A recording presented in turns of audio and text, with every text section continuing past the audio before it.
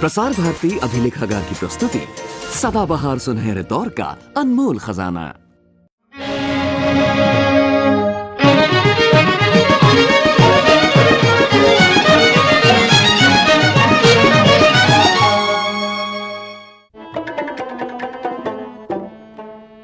पोषमान गिंदने द्रायनो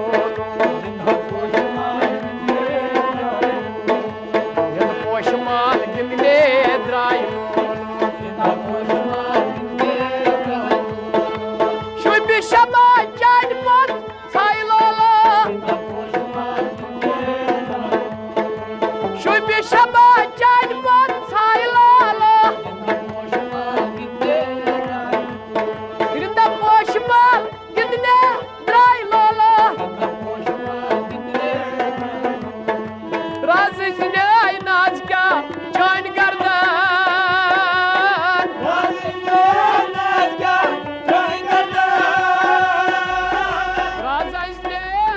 ये है हंसता खेलता कश्मीर, मगर ये 1990 से पहले का है।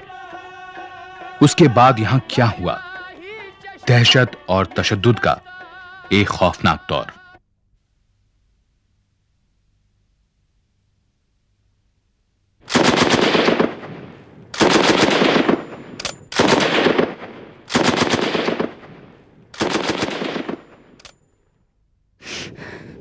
अपनी जो आग चली गई, आग चली गई, उसमें मुझे क्या फायदा मिले? हम अभी भूखे भी मर गए तो कोई बच्चे पीछे तड़प रहे हैं।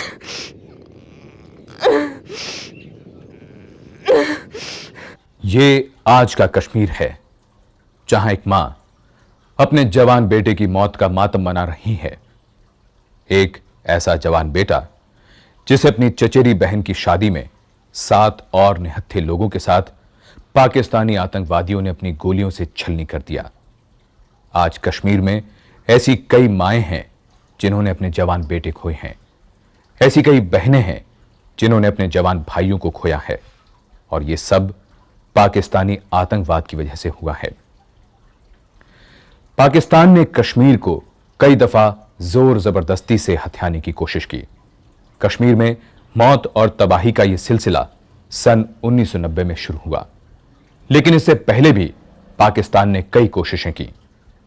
सन 1944 में मोहम्मद अली जिन्ना कश्मीर आए, लेकिन कश्मीरी आवाम ने शेख अब्दुल्ला और उनकी नेशनल कॉन्फ्रेंस के साथ मोहम्मद अली जिन्ना के 2 कौमी नजरिए को ठुकरा दिया और जिन्ना को खाली हाथ वापस भागना पड़ा। फिर सन 1947 में हमला, फिर 1965 में और फिर 1971 में बार बार कश्मीर को जबरदस्ती हथियाने की कोशिश की गई, लेकिन हर बार पाकिस्तान के नापाक इरादे विफल हुए। सन 1989 में पाकिस्तान ने एक साजिश के तहत मजबूर और गरीब कश्मीरी नौजवानों को ही मोहरा बना दिया और उन्हें ट्रेन करके बंदूक और मौत का पैगाम लेकर वापस कश्मीर भेज दिया। उन्होंने अफगानिस्तान में किया, फिर उनकी मेहरबानियां हिंदुस्तान पे कि वो तो चाहते ही नहीं थे कि हिंदुस्तान खामोशी से रहे, तो उन्होंने कश्मीर का मामला हर वक्त उठाया और कुछ उनके दोस्तों ने फिर मदद की उनको। तो ये बंदूक आ गई और बंदूक ने लाई, क्योंकि वॉर से तो नहीं ली सके, जंगे ने 3 लड़ी, नहीं मिला कश्मीर, तो उनने फिर गुरेला वार भी एक दफ़ा किया, उसमें नहीं मिला, 65 में आप जानते हैं।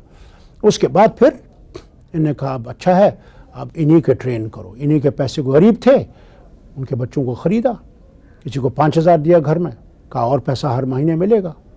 तो एक जहाद की सूरत में इन्हें समझा कि हम जहाद लड़ रहे हैं। मैंने एक लड़के से पूछा जब पकड़ा गया, अब तुमने क्यों बंदूक उठा ली? तो कहने का पायलट साहब बहन की शादी करनी थी, हालात घर में ख़राब चल रहे थे। मुझसे दहशतगीरों ने कहा कि 1 लाख रुपए तुम्हें दे देंगे, आप बंदूक उठा लो। जब पाकिस्तान ने देखा कि ये एक उनके लिए बड़ा अच्छा मौका है, तो फिर वो जब उसमें आ गए और उन्होंने जब पैसा भेजा और बंदूकें भेजी और ट्रेनिंग की, और फिर नौजवान लोग जो बेकार थे उन्होंने समझा चलिए अब ये एक नया प्रोफेशन बन रहा है। पाकिस्तान स्पॉन्सर्ड, ISI स्पॉन्सर्ड कह लो, एक बात ही है। टेररिज्म JNK में काफ़ी हद तक फैला हुआ था। इसमें मेन कारण यही था कि पाकिस्तान की तरफ से खुद टेररिस्ट, ट्रेन टेररिस्ट भेजने, जो वहाँ के ही नागरिक थे, POK के, पाकिस्तान पंजाब के और इलाकों के, और उनके ज़रिए यहाँ और आर्म्स एंड एम्यूनिशन भेजकर गड़बड़ कराई जा रही थी। ये जो प्रॉक्सी वार जो पिछले 10-15 साल से हमारी जम्मू कश्मीर रियासत में शुरू हुई है, ये एक सोची समझी बॉर्डर की उस तरफ से ये साजिश है हमारे देश के खिलाफ, और जम्मू कश्मीर को अब उन्होंने इन्वॉल्व किया है। और मिलिटेंसी जब प्रॉक्सी वार जो होती है, उसकी डेफिनेशन भी ये होती है कि वो बड़ा प्री प्लान तरीके से करते हैं। पहले उन्होंने ज़बरदस्त कोशिश ये की कि वैली में हम अपना कंट्रोल कर पाएँ या कुछ करें, तो वैली से उन्होंने शुरू की। हमारी बदकिस्मती ये रही है कि हमारी नाराज़गियों का, हमारी परेशानियों का जो हमारे हमसाया ममालिक हैं, ख़ास तौर पर पाकिस्तान के हुक्मरान तबका, उन्होंने अपने मकासद की खातिर कश्मीरी अवाम के जज्बात की कदर ना करते हुए, यानी कश्मीरी अवाम के तईं ये कोई उनकी दिलचस्पी महज इसलिए क्योंकि उनके अपने मफादात का तकाजा था कि वो कश्मीरी अवाम की नाराज़गियों का फ़ायदा उठाकर एक टकराव का रास्ता इख्तियार करें। उन्होंने बंदूक भेजा हमें, वहाँ बंदूक वहाँ से आया, उसमें शक की बात नहीं। हमारा जो इलाका है ये ज़्यादा पहाड़ी है और बहुत पहाड़ और जंगल में हमने फिर भी कोशिश की कि ये हमारी जो सरहदें जो हैं ये मुस्तकीम हो जाए और मजबूत तरीके से ये बंद हो जाए, लेकिन सरहदों से फिर भी मिलिटेंट जो किसी न किसी तरीके से घुस आते हैं और वो हमें, हमारे पुरअमन शहरियों को बड़ी तकलीफ देते हैं। डे 1 से पता था कि कहाँ से आ रहे हैं इन्फिल्ट्रेटर। वो ऑब्वियसली पड़ोस की कंट्री से आ रहे हैं, पाकिस्तान से आ रहे हैं, वहाँ से लेस होके आ रहे हैं, वहाँ से ट्रेन होके आ रहे हैं और यहाँ पे इंसिडेंट्स कर रहे हैं।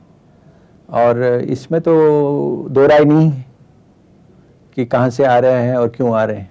अगर 87 से ही शुरू किया कि साहब कश्मीर का मसला जो बकौल उनके हल नहीं हुआ था, को हल करने के लिए आर्म्स के बगैर कोई चारा नहीं है। तो फिर दौड़ शुरू हुई, सीज फायर लाइन क्रॉस करो, आर्म्स लाओ, लड़ते बनो। और आखिरकार लड़ाई कैसे शुरू हुई? पहला जो सिपाही मर गया वो नेशनल कॉन्फ्रेंस का मोहम्मद यूसुफ था। ये ऐसी वहशतनाक मिलिटेंसी थी कि जिसकी आग जो है उससे जो शोले लपके वो हमारे पड़ोसी मुल्क से उसका ताना बाना बुना गया, उसका सब इंतजाम किया गया। हम मुसलमान जरूर अक्सरियत में हैं, मगर हम पाकिस्तान के साथ नहीं रहेंगे। हम यहाँ जो 12-13 करोड़ मुसलमान हैं, हम इनके साथ रहेंगे। वो शेख साहब का उस वक्त विजन था।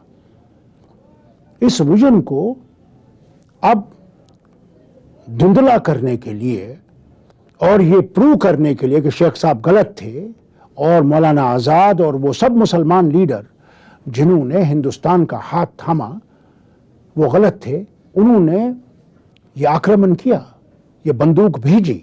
आज हमें फौज पर फायर खोलना है। BSF की क्वार्टी यहाँ से आ रही है। 2 बंदे उस बैकर के सामने बैठेंगे, 2 यहाँ नाले में और बाकी हम 2 यहाँ बैठेंगे। जब ये मैं आपको बताऊंगा कि फौज आ रही है, नजदीक आ रहे हैं, पहला फायर ये खोलेगा।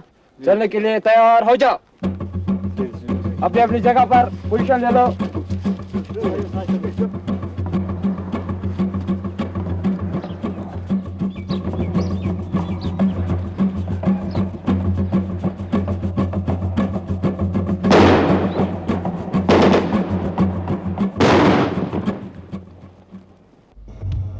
यूं तो इस दौर की शुरुआत 1990 के पहले से होती है, पर इसकी नींव 1980 में ही जम्मू कश्मीर लिबरेशन फ्रंट यानी JKLF की स्थापना से ही हो गई थी। 1980 में जम्मू कश्मीर लिबरेशन फ्रंट की शुरुआत कश्मीर में उस वक्त हुई जब मुजफ्फराबाद के अमानुल्लाह खान को इसका चेयरमैन बनाया गया। मात्र 4 सदस्यों वाली ये पार्टी सन 1980 से 1990 तक सिर्फ कागजों तक ही सीमित रही, लेकिन ऊपरी तौर पर खामोश नजर आने वाला यह संगठन अंदर से उतना ही खतरनाक था। इस संगठन के सदस्यों में कश्मीर के नाराज और बेरोजगार नौजवान शामिल थे। पाकिस्तान ने उन्हें अपने मुल्क में बुलाकर आतंकवाद की ट्रेनिंग दी और सन 1990 के आसपास उन्हें कश्मीर भेज दिया गया और तभी से इस शांत कश्मीर में बंदूकों का दौर शुरू हो गया। सर JK के साथ हम 2 लड़के थे, क्लास 16 थे दोनों, तो उस वक्त हमने बॉर्डर क्रॉस किया। आगे आर्मी के पोस्ट पे ले गए, वहाँ पोस्ट वाले फिर ले गए आगे कैंप में दिया, कैंप वालों ने फिर ट्रेनिंग कराया साल 6 महीने। हमारी ट्रेनिंग उधर हुई कोटली में, आज़ाद कश्मीर। ट्रेनिंग दिया, वेपन सब कुछ जो कुछ था ना, वेपन शेपन AK-47, बारूद, पिस्टल और UMG LMG और रॉकेट लॉन्चर सबको सर PT CT ये वो सब कुछ 6 महीने आसानी सर ट्रेनिंग की थी। सितंबर में 10 सितंबर को वहाँ से रवाना किया इधर। 2 आदमी हमारे साथ लगाए गाइड, एक मैंडर का था, एक उधरी का था, पाकिस्तान का था। कश्मीर गए सर 3-4 चक्कर लाए बस।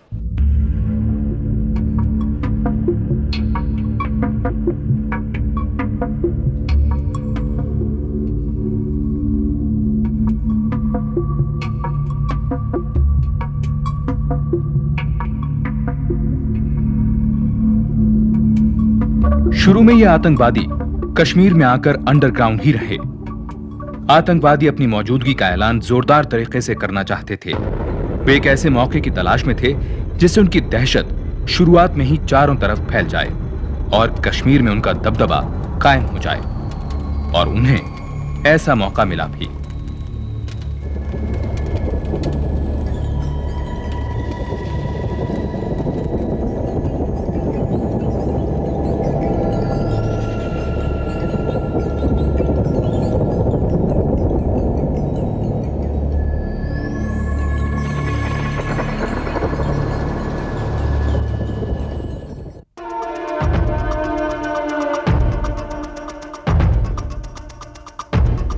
एक रोज जब हिंदुस्तान के तत्कालीन गृह मंत्री जनाब मुफ्ती मोहम्मद सईद की बेटी रूबिया सईद कॉलेज जाने के इरादे से घर से निकली, तभी आतंकवादियों ने उनका अपहरण कर लिया। इस हैरत अंगेज घटना ने पूरे हिंदुस्तान में सनसनी फैला दी।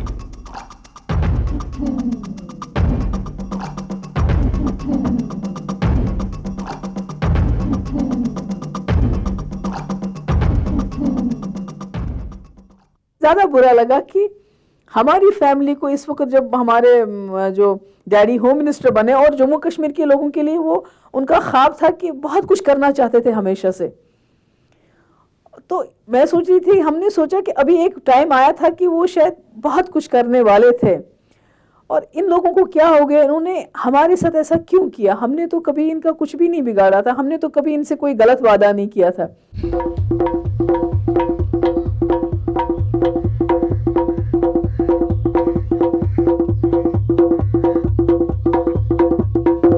पाकिस्तानी हुक्मरानों का घिनौना खेल था भोले भाले कश्मीरी नौजवानों का इस्तेमाल अपने हिसाब से करना और कश्मीर को हड़पना।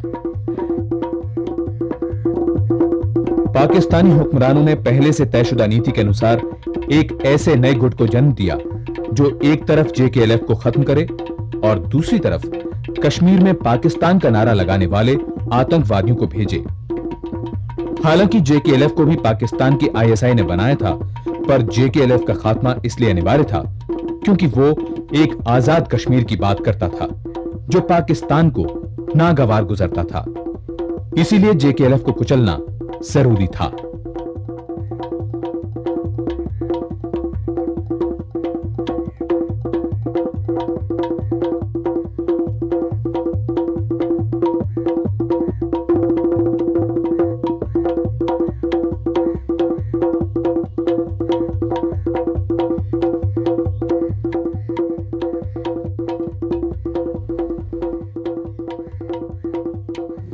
आप देख रहे हैं कि कश्मीर में तो ऑलमोस्ट सफाया हो गया JKLF का, और यहाँ पे बाकी जो तंजीमें हैं वो प्रो पाकिस्तान तंजीमें ऑपरेट कर रही हैं। JKLF को उसके बाद जब वो पार्टियाँ SF आ गई, HM आ गई, मतलब अलवर्ग आ गई और इसी तरीके TGI और वतन क्या क्या पार्टियाँ आ गई, ज़बानी नाम में ठीक भी नहीं, याद नहीं है। तो बात इस तरीके की है कि जब ये पार्टियाँ उभर कर सामने आई तो JKLF को उन्होंने तो ख़त्म कर दिया था, लेकिन अब उस नाम को सिर्फ जिंदा रख के बैठा हुआ है एक ईमानुल्लाह खान। JKLF वो खुद मुख्तारी चाहते हैं पाकिस्तानी ने इसीलिए इसको ख़त्म किया है कि वो इलाक़ पाकिस्तान चाहते हैं, कश्मीर को पाकिस्तान से मिलाना चाहे। यह मुमकिन नहीं हो सकता है कश्मीर पाकिस्तान के साथ मिलेगा। कश्मीर इंडिया का अटूट अंग है। JK इस तरह की वो खुद मुख्तियार कश्मीर मांग रहे थे, पाकिस्तान से भी लो हिंदुस्तान से भी ले। जब सर उन्होंने पाकिस्तान ने सोचा कि ये JK जा रही है आगे, ये ज़्यादा जा रही है, फिर सर उन्होंने HM बनाई, हिज़्बुल मुजाहिदीन बनाई, अलबर्ग बनाई, लश्कर तोयबा बनाया, फिर सब जो कोई लड़का था तो ख़त्म किए थे श्रीनगर में। पहले JK थी, वो कहते हैं कि हम खुद मुख्तार रहना चाहते हैं, इसलिए पाकिस्तान ने उसमें ख़त्म कर दिया। मैं बिल्कुल था, मैं उसमें शामिल ही नहीं था, बल्कि हम तो फोरफ्रंट पे थे। और एक चीज़ में वी आर वेरी क्लियर कि उस वक्त भी हमारे जहन में यही था कि हम जो स्ट्रगल कर रहे हैं इट्स फॉर पीपल, लेकिन बदकिस्मती से एजेंडा हम नहीं बना रहे थे, हम किसी के एजेंडा पे अमल कर रहे थे। जब शुरुआत हुई हमारी रियासत में तो JKLF नामी तंजीम वो फोरफ्रंट पर थी। उनकी इआनत और उनकी मदद भी वही लोग कर रहे थे, ISI वाले कर रहे थे, बंदूक का देना और दूसरी मावनत। और फिर धीरे धीरे JKLF का एक हिस्सा भी निशाना बन गया उस बंदूक का। JKLF को खत्म ये किया कि वो खुद अंदरूनी खुद मुख्तारी चाहते थे। JKLF वाले खुद मुख्तारी चाहते थे। वो कहते थे ना हम इलाके पाकिस्तान रहेंगे, ना हम इलाके हिंदुस्तान रहेंगे, हम रहेंगे खुद मुख्तार। बाकी पार्टियां जो उन्होंने ली वो वैसे और खरीद ली, वो सब इलाके पाकिस्तान खड़ी कर ली। JKLF जैसी तंजीम जिसको फोरफ्रंट पर लाया गया था, जो एक बड़ी तंजीम थी, सुकड़ के रह गई। और धीरे धीरे जो बुनियाद परस्त थी उसको ज्यादा शिद्दत मिल गई, ताकत मिल गई, हौसला मिल गया। और उस बुनियाद परस्ती को जो कश्मीरियत की जज्बे के खिलाफ है, जो कश्मीरियत का कंसेप्ट है, उसकी नेगेशन है, उसको ठोंसने की कोशिश की गई। बल्कि यह कहना मुनासिब होगा कि रियासत में हिज़्बुल मुजाहिदीन एक तंजीम जो कि फंडामेंटलिस्ट ऑर्गेनाइजेशन है, जिसकी ओरिएंटेशन फंडामेंटलिस्ट है, उसको मुसल्लत किया गया, ठोंसा गया। अब पाकिस्तान ने एक नए किस्म के आतंकवादी संगठन की नींव डाली जो उसके इशारों पर नाच सके। इस नए संगठन का नाम था हिज़्बुल मुजाहिदीन।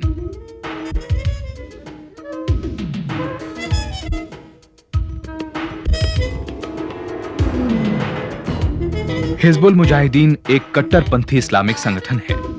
इस संगठन का मकसद है जम्मू कश्मीर से ऐसे लोगों का चुन चुन कर खात्मा करना जो उसकी नीतियों पर यकीन नहीं करते।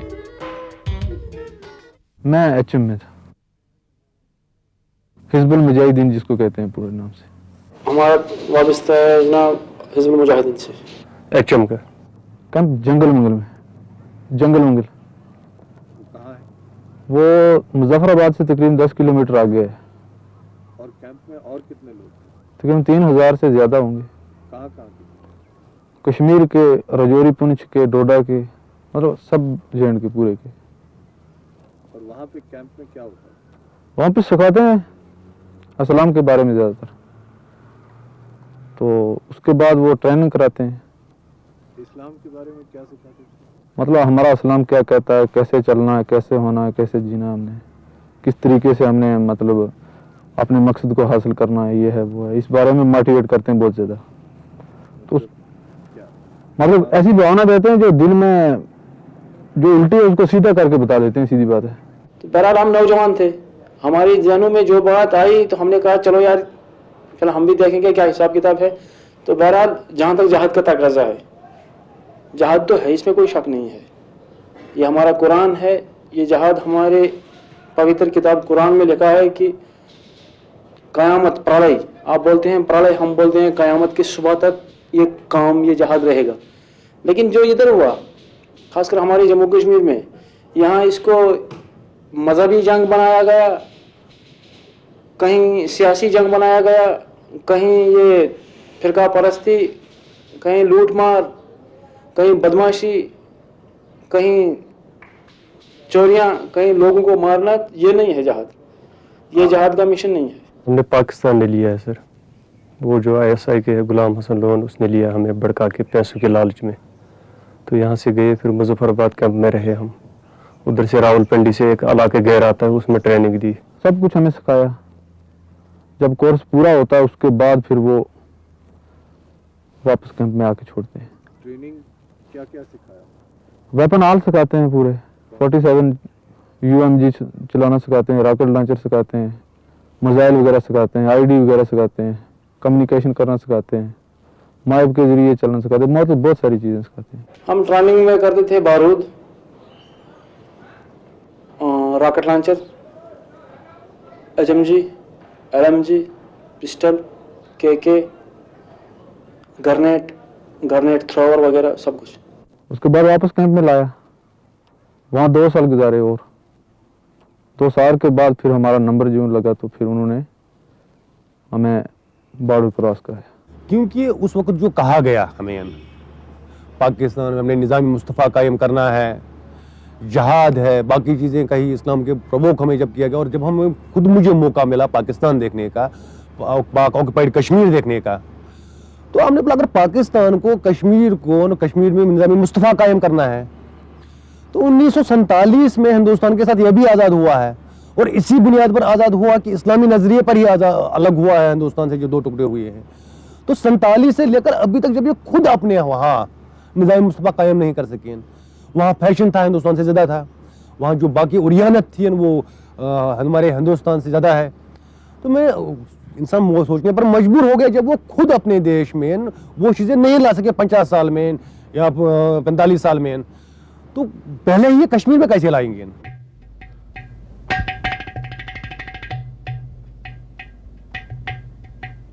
यूं तो पाकिस्तान में कई छोटे बड़े कट्टरपंथी इस्लामिक संगठन थे, लेकिन जब जमात इस्लामी ने हिजबुल मुजाहिदीन को बंदूक के जोर पर कश्मीर में कट्टरपंथी इस्लाम को लागू करने के लिए भेजा, तब पाकिस्तान के बाकी कट्टरपंथी संगठनों ने भी अपने अपने गुटों की बंदूकधारी टोलियों को कश्मीर में भेजना शुरू कर दिया, और इस तरह देखते ही देखते कश्मीर में तकरीबन 100 बंदूकधारी इस्लामिक संगठन कुकुरमुत्तों की तरह उगाए।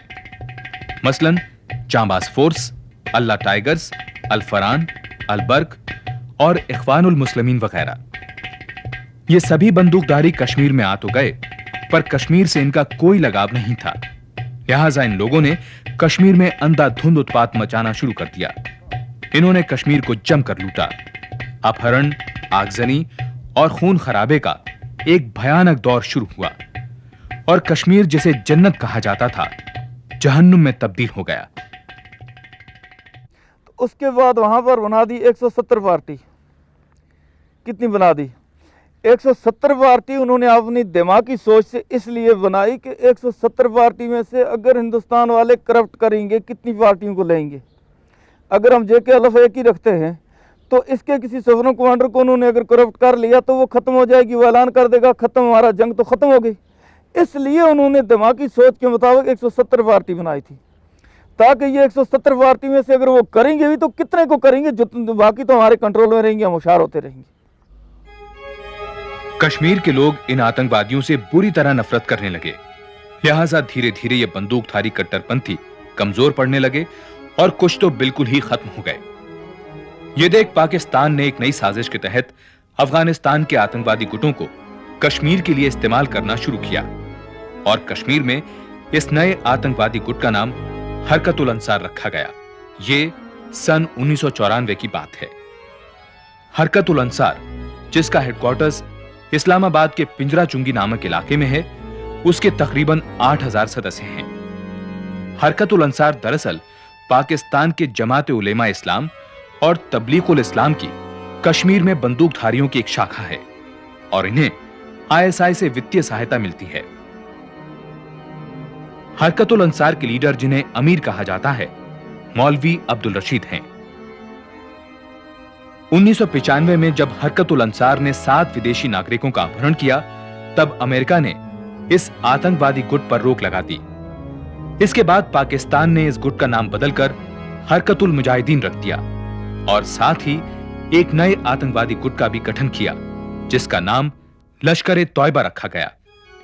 लश्कर ए तौयबा नामक यह आतंकवादी संगठन मरकज दावा वल इरशाद नामक कट्टरवादी इस्लामी संगठन की हथियारबंद शाखा थी।